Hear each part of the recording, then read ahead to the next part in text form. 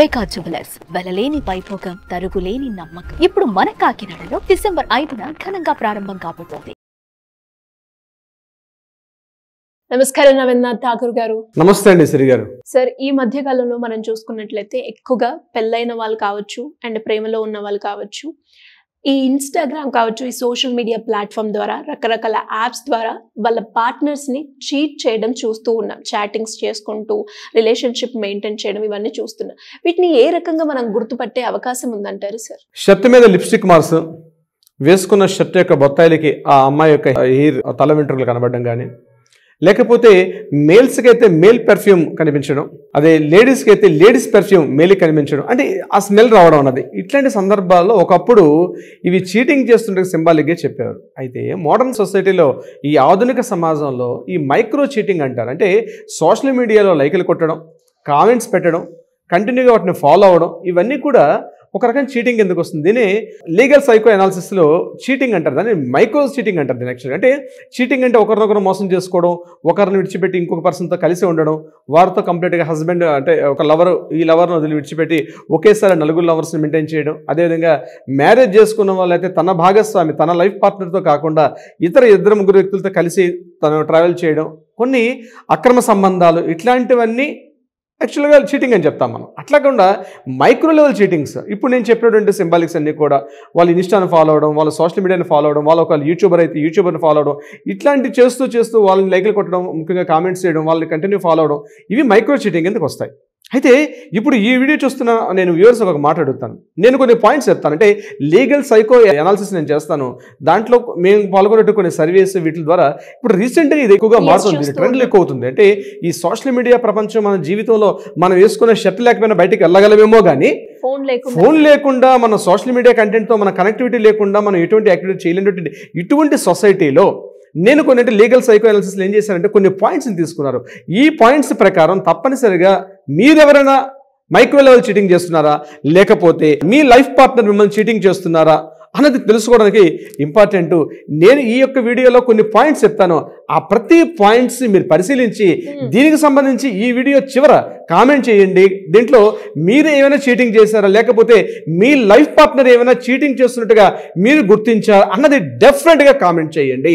Comment చేస్తే దీని తదుపరి దీన్ని మనం కంటిన్యూ చేయాలా లేదంటే కూడా మనకు తెలుస్తుంది. సో డెఫినెట్గా ఇప్పుడు నేను చెప్పబోయే కొన్ని 5 పాయింట్స్ చెప్తాను. 5 పాయింట్స్ కూడా చాలా దగ్గరగా ఉంటుంది. మన లైఫ్ ట్రావెల్ చేస్తుంటే, మన సోషల్ మీడియాతో ట్రావెల్ చేస్తుంది, మీ లైఫ్ పార్ట్నర్ మీతో ట్రావెల్ చేస్తుంటే సందర్భం ఏదైతే ఉందో చాలా దగ్గరగా ఉంటాయి ఇప్పుడు నేను చెప్పే పాయింట్స్. కాబట్టి డెఫినెట్గా ఈ వీడియోని చివరి వరకు చూడండి. చివరి కామెంట్ మాత్రం తప్పనిసరిగా చేయడం మర్చిపోవద్దు. మీరు కూడా పార్టిసిపేట్ అవ్వండి. ఇది సరిగా నేను చెప్పబోయేది. ముఖ్యంగా పెళ్ళైన తర్వాత లవర్కి మెసేజ్ పెట్టడం పాయింట్ నెంబర్ 1 గుర్తుపెట్టుకోండి. పెళ్ళైన తర్వాత లవర్కి మెసేజ్ పంపించడం ఎట్లా?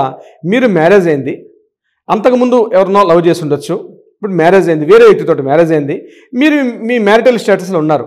ఏదో అలా క్యాజువల్గా చూస్తుంటే ఒక ఇన్స్టాలో కానీ లేకపోతే ఒక యూట్యూబ్లో మీకు ఏదో సాంగ్ కనిపించింది. హలో గురు ప్రేమ కోసమేరా జీవితం అన్న సాంగ్ మీకు కనిపించింది. ఇది ఎప్పుడో మీ లవర్ మీకు పంపించిన సాంగ్. ఇది ఈ సాంగ్ చూడగానే అతను గుర్తొచ్చాడు. ఇమ్మీడియట్గా ఈ సాంగ్ని మీరు వెంటనే షేర్ చేశారు. ఎవరికి? మీ మాజీ లవర్కి.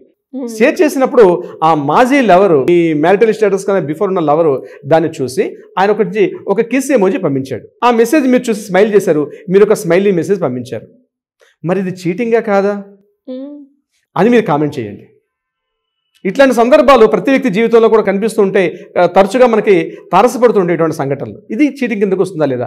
అయితే నిపుణులు ఏమని చెప్తున్నారు? నిపుణులు ఏం చెప్తుంటే ఇది కూడా మైక్రో లెవెల్ చీటింగ్ అని చెప్తున్నారు.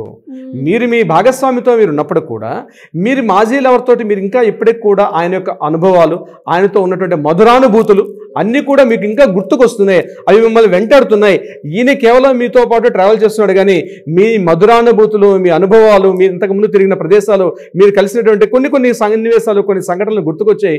మరలా ఆయనతో మీరు కొనసాగింపు చేయాలనుకుంటున్నారు అని ఈ రంగానికి సంబంధించి ఇందులో మనస్తత్వ శాస్త్రవేత్తలు కొంతమంది చెప్తున్నారు. మీరు ఇంకా మీ పర్సన్కి, మీ లైఫ్ పార్ట్నర్ని చీటింగ్ చేస్తున్నారు.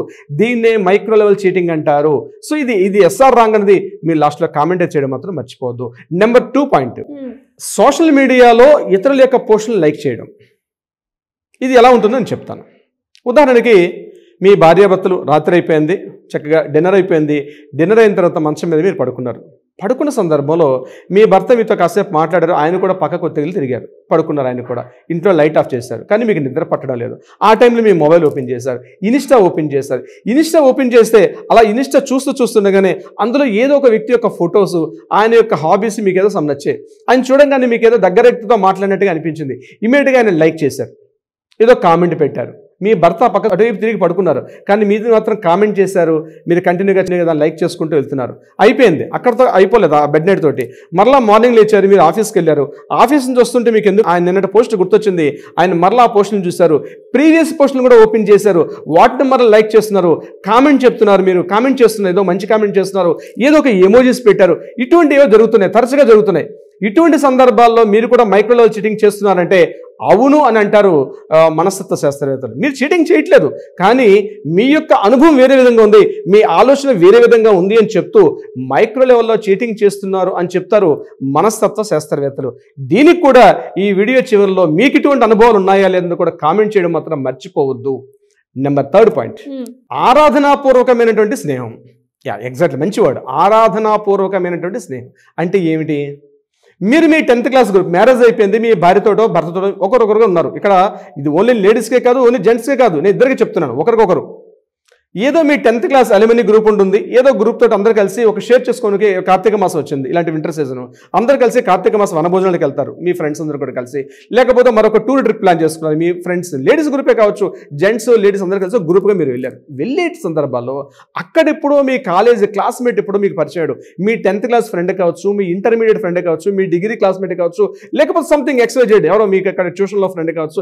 ఎటువంటి సందర్భాలు అతను పరిచయాడు, మీరు ఆల్రెడీ మ్యారేజ్ చేసుకొని మీ భర్తతో మీరు ఉన్నారు, లేకపోతే మీ భార్యతో మీరు ఉన్నారు. ఇటువంటి సందర్భాలు అతను కనిపించగానే అతనితో ఒక ఆరాధనాపూర్వక మళ్ళీ స్నేహాన్ని కొనసాగించారు. అతనితో కాస్త మాటలుగా ఎప్పుడు చాలా గ్యాప్ వచ్చేసింది, మరలా మాటలు పరిచయాలు పెరిగాయి, మెల్లగా మాట్లాడుకున్నారు, పాత అనుభవాలు గుర్తున్నారు, మీ ఫ్రెండ్స్ అందరిని విడిచిపెట్టి మీ ఇద్దరే కలిసి మాట్లాడుకుంటారు, చాలా హ్యాపీగా ఉన్నారు.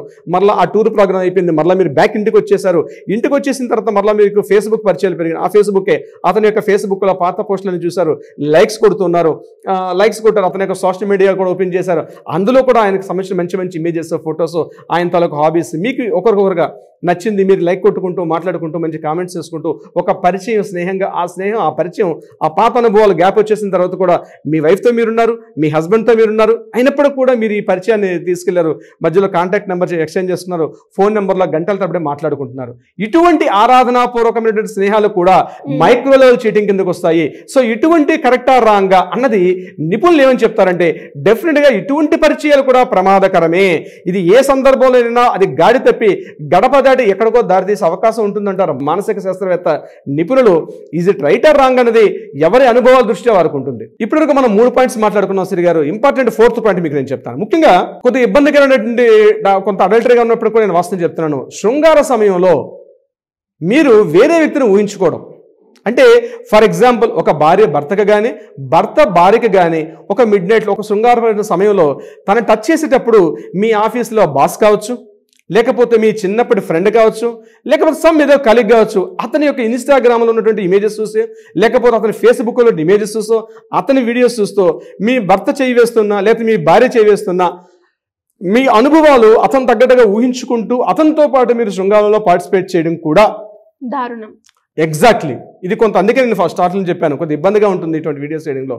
అటువంటి సందర్భంలో కూడా అయిపోతుంది, పని అయిపోతుంది, కార్యక్రమం 5 నిమిషాల 10 నిమిషాల కార్యక్రమం అయిపోతుంది. అయిన తర్వాత కూడా మీరు ఆ యొక్క అనుభవాలను, ఆ సోషల్ మీడియా ఏదైతే మీరు డైలీ అతన్ని మీరు ఫాలో అవుతున్నారో అటువంటి సంఘటనలు మీరు ఏవైతే చూస్తారో అవి మళ్ళీ మీకు మీరు మనసు మీదకి వెళ్ళేసరికి కూడా ఆ పర్సన్ మీకు గుర్తుకు రావడం, ఇది కూడా మైక్రో లెవెల్ చీటింగ్కి వస్తుందా లేదా, చీటింగ్ అనేది వస్తుందా, మైక్రో చీటింగ్ కిందకు వస్తుందా లేదా అంటే డెఫినెట్గా మానసిక శాస్త్రవేత్తలు ఏం చెప్తారంటే ఇది మైక్రో చీటింగ్ డెఫినెట్గా ఉంటుంది అని చెప్తూ ఉన్నారు వాళ్ళ విశ్లేషకులు. ఇది కూడా ఒక మానసిక రుగ్మత, ఒక మానసిక దౌర్బల్యం, ఒక మానసిక వైకల్యం చెప్పుకోవచ్చు మనం దీంట్లో. ఇక చివరిగా 5th పాయింట్ ఒకటి నేను చెప్తాను, అదేంటంటే డేటింగ్ యాప్స్. మ్యారేజ్ కాలేదు బిఫోర్ మ్యారేజ్ ఏవో డేటింగ్ యాప్స్లో మీరు పార్టిసిపేట్ చేశారు, మంచి పరిచయాలు ఉన్నాయి, సరదాగా మాట్లాడుకుంటున్నారు, పరిచయాలు ఉన్నాయి, ఇన్స్టాలో లైక్లు కొట్టుకుంటున్నారు, ఆ యాప్స్తో మీకు అనుసంధానం ఉన్నారు, అక్కడ మీరు మంచి ప్రొఫైల్స్ పెట్టుకున్నారు, డేటింగ్ యాప్స్లో మీ ప్రొఫైల్స్ చాలా మంది చూస్తున్నారు. మ్యారేజ్ అయిన తర్వాత కూడా ఆ డేటింగ్ యాప్స్లో ఉన్నటువంటి ప్రొఫైల్ పిక్స్ డిలీట్ చేయకుండా అక్కడ ఉన్నటువంటి పరిచయం, అందులో ఉన్నటువంటి పరిచయ వ్యక్తులతోటి మరలా మీరు కంటిన్యూగా తరచుగా మాట్లాడుతుండడం కానీ, వాళ్ళతో ఎక్స్చేంజ్ చేసుకోవడం కానీ, సమ్ వాట్సాప్ చాట్లో కానీ ఇంకో రకంగా ఆ పర్సన్తో డేటింగ్ యాప్స్లో ఏదైతే ఉన్నారో వాళ్ళందరితో డిలీట్ చేయకుండా అదే కంటిన్యూటీలో ఉన్నట్లయితే అది కూడా మైక్రో లెవెల్ చీటింగ్ ఎందుకు వస్తుంది అంటారు మానసిక శాస్త్రవేత్తలు. సో ఇది రైట్ ఆర్ రాంగ్ అంటే డెఫినెట్గా మానసిక శాస్త్రవేత్తలు ఏం చెప్తారంటే ఇది డెఫినెట్గా తప్పు. ఇవి చేసుకోవడం వల్ల మీ వైవాహిక జీవితంలో చాలా ఇబ్బందులు గురయ్యే ప్రదేశం ఉంటుంది. ఇక్కడ మాటకు మాట వస్తుంది, తెలిసిన తర్వాత భార్యకు భర్త కానీ, భర్తకు భార్య కానీ ఒకరి మీద ఒకరికి అనుమానం పెరిగే అవకాశం ఉంటుంది, అపోహలు పెరిగే అవకాశం ఉంటుంది. అటువంటి సందర్భంలో మీ హ్యాపీగా ఉన్నటువంటి మీ హ్యాపీ లైఫ్ లో తెలియకుండానే ఒక సన్నటి గ్యాప్ ఏర్పడుతుంది. ఆ గ్యాప్ ఎక్కడికో దారితీస్తుంది. సిరిగారు ఇక్కడ నేను చెప్పే ఈ 5 పాయింట్స్ కూడా మన వ్యూవర్స్ ఒకటే ప్రశ్నిస్తున్నాను. ఇప్పుడు నేను చెప్పే ఈ సోషల్ మీడియాలో మనం చేస్తున్నటువంటి లైక్లు కొట్టడం కానీ, కామెంట్స్ పెట్టడం కానీ, వాళ్ళని షేర్ చేయడం కానీ ఇట్లాంటివి చేస్తున్నాం. ఈ 5 పాయింట్స్ వెరీ క్రూషియల్ ఇంపార్టెంట్. చాలా పాయింట్స్ ఉంటాయి. ఎవరైనా సరే ఇట్లాంటివి చేస్తుంటే డెఫినెట్ గా ఇందులో కామెంట్ చేయండి. ఇది is it right or wrong? మీ పార్ట్నర్, మీ జీవిత భాగస్వామి మీరు గుర్తించారా, లేకపోతే మీరు ఆ పరిస్థితిలో ఉన్నారండి? డెఫినెట్గా ఈ వీడియో చూసిన తర్వాత కింద కామెంట్స్ చేయడం వల్ల డెఫినెట్గా మనకు ఒక అవగాహన వస్తుంది. ఈ రీసెర్చ్ని మరి కాస్త మనం డెవలప్మెంట్ చేసే అవకాశం ఉంటుంది. ఎందుకంటే మాకు లీగల్ కేసులకు వెళ్ళేసరికల్లా చాలా డివోర్సెస్ కేసు వస్తాయి. డివోర్సల్ కేసు వచ్చిన తర్వాత ఎందుకమ్మా డివోర్స్ చేసామంటే ఇప్పుడు నేను చెప్పే 5 కారణాలు ఏదో ఒక కారణం ఎక్కడో మొదలవుతుంది, అది చిలికి గాలి అనే పెద్దగా మారుతుంది. అంటే ఇవన్నీ మేము వందలాది వేలాది కేసులు చూసిన తర్వాత ముఖ్యంగా డివోర్స్ కేసెస్లో ఇవన్నీ కూడా మేము ఒక సంక్షిప్తంగా దగ్గరగా పెట్టుకుంటే ఈ సెగ్మెంట్ కిందకి వచ్చింది. సో ఈ వీడియో మనం చేయడం ఏంటంటే అవన్నీ మేము దగ్గర తీసుకొని ఒక పాయింట్ అవుట్ చేసుకుంటూ ఈ వీడియోని చేయడం జరుగుతుంది. సో సోషల్ మీడియా అన్నది మన చేతిలో ఉన్న అస్త్రం. ఇది ఎట్లాగైనా వాడుకోవచ్చు. కానీ వైవాహిక జీవితంలో ఒక భార్యాభర్తలుగా ఉన్నటువంటి వ్యక్తులు సోషల్ మీడియాని ప్రాపర్గా ఇప్పుడు నేను చెప్పే 5 పాయింట్స్లో కానీ ఏమాత్రం కాస్త పక్క పెట్టినా వాళ్ళ వైవాహిక జీవితం ఖచ్చితంగా దుర్భరం అవుతుంది.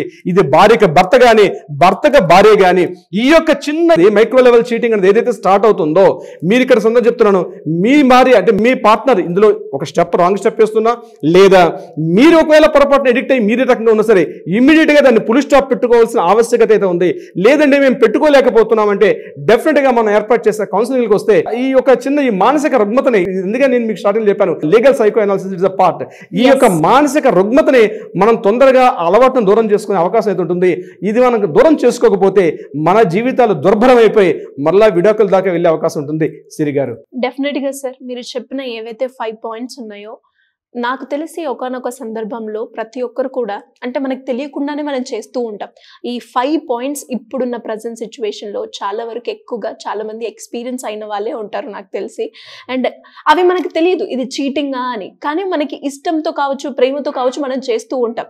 కానీ అది కరెక్టా రాంగా అని చెప్పే గైడెన్స్ కూడా చాలా మందికి ల్యాక్ అయిందనే చెప్పొచ్చు. సో అలా ఎవరికైనా కూడా ఫ్యామిలీ పరంగా కావచ్చు, లేదంటే రిలేషన్షిప్ పరంగా కావచ్చు, ఎలాంటి ఇష్యూస్ ఉన్నా అండ్ ఇవి మేము చేస్తున్నాము ఇది కరెక్టేనా అని తెలుసుకోవాలి అనుకున్న ఎవరైనా కూడా మాకు గైడెన్స్ కావాలి అంటే ఎలా మిమ్మల్ని అప్రోచ్ అయ్యే ఛాన్స్ ఉందంటారు సార్? డెఫినెట్ గా సిరి గారు, ముందుగా ఈ వీడియో చూస్తున్న వాళ్ళు ఇప్పుడు నేను చెప్పిన 5 పాయింట్స్ మీద మీ యొక్క ఎక్స్పీరియన్స్ ఏమైనా ఉందా డెఫినెట్ గా కామెంట్ చేయండి. ఇది ఎస్ ఆర్ రాంగ్ జస్ట్ చూసి షేర్ చేయడం కాకుండా మీరు ఎట్లాగో షేర్ చేస్తారు ఆ విషయం నాకు తెలుసు, but at the same time comment కూడా పెట్టండి. కామెంట్ పెడితే దీనికి సంబంధించి మనం ఫర్దర్ గా మరికొన్ని వీడియో చేసే అవకాశం ఉంటుంది. అయితే దీనికన్నా ముందు ఇటువంటి మానసికంగా రుగ్మత అనడం కన్నా ఇటువంటి తెలియకుండానే ఒక మానసికంగా ఒక వీక్నెస్ ఉన్నట్లయితే కింద స్క్రోల్ అవుతున్నటువంటి ఏదైతే నెంబర్ ఉందో ఈ కింద ఉన్నటువంటి నెంబర్ కాంటాక్ట్ చేయగలిగితే డెఫినెట్గా మనకు లీగల్ టీం వాళ్ళకి అప్రోచ్ అవుతారు. ఈ రకంగా ఆ భార్యాభర్తల మధ్య ఒక అన్యోన్యతని, భార్యకు తెలియకుండా భర్త, భర్తకు తెలియకుండా భార్య, ఏదో తెలియకుండా తన పక్కనే తన భార్య కనిపిస్తున్నప్పుడు కూడా తను వేరే వాళ్ళతో రిలేషన్షిప్, అంటే దీని మానసిక వ్యభిచారం అంటారు. ఆ వర్డ్ నేను చాలా గట్టిగా వాడుతున్నాను.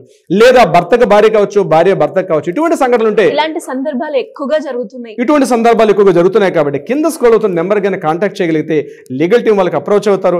డెఫినెట్గా వాళ్ళకి సంబంధించినటువంటి ఒక సైకో అనాలిసిస్ ప్రోగ్రామ్ ద్వారా మనం వాళ్ళని ఏం చేస్తామంటే ఖచ్చితంగా కౌన్సిలింగ్ అనే ప్రక్రియ ద్వారా వాళ్ళని ఎప్పట్లాగా వాళ్ళ జీవితాన్ని మళ్ళీ హ్యాపీగా తీసుకెళ్లే అవకాశం ఉంటుంది. Siri garu, thank you sir, thank you so much. Thank you so much Siri గారు.